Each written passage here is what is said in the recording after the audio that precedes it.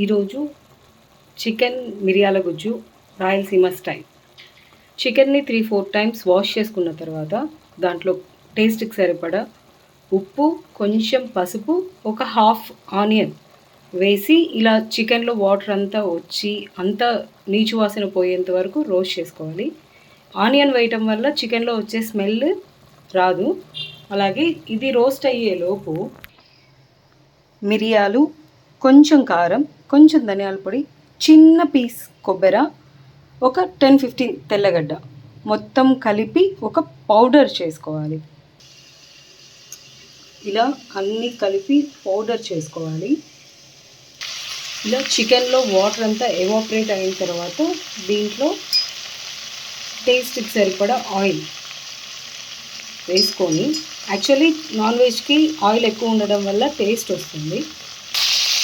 ఇలా చికెన్ మొత్తం అంతా రోస్ట్ అయిన తర్వాత ఆయిల్ సపరేట్ వస్తుంది అన్నప్పుడు మనం గ్రైండ్ చేసి పెట్టుకున్న పౌడర్ వేసి ఒక 5 మినిట్స్ దాంట్లో పచ్చివాసన అంతా పోయేంత వరకు రోస్ట్ చేసుకోవాలి. ఇలా మసాలా అంతా ఆయిల్ని అబ్జర్వ్ చేసుకొని ఒక సిమ్లో ఒక 5 మినిట్స్ రోస్ట్ చేయడం వల్ల టేస్ట్ బాగుంటుంది. ఇలా మొత్తం అంతా రోస్ట్ అయ్యి ఆయిల్ పక్కకు వస్తుంది అన్నప్పుడు పీస్ ఉడికేంత వరకు ఆప్షన్ని బట్టి పీస్ని బట్టి వాటర్ వేసుకొని పీస్ ఉడికే వరకు రోస్ట్ చేయాలి. ఇలా పీస్ మునిగే వరకు వాటర్ వేసి ఒక 10 మినిట్స్ హై ఫ్లేమ్లో పెట్టి పీస్ ఉడికేంత వరకు సిమ్లో పెట్టడం వల్ల ముక్కకి ఉప్పు కారం అంతా బాగా పడుతుంది.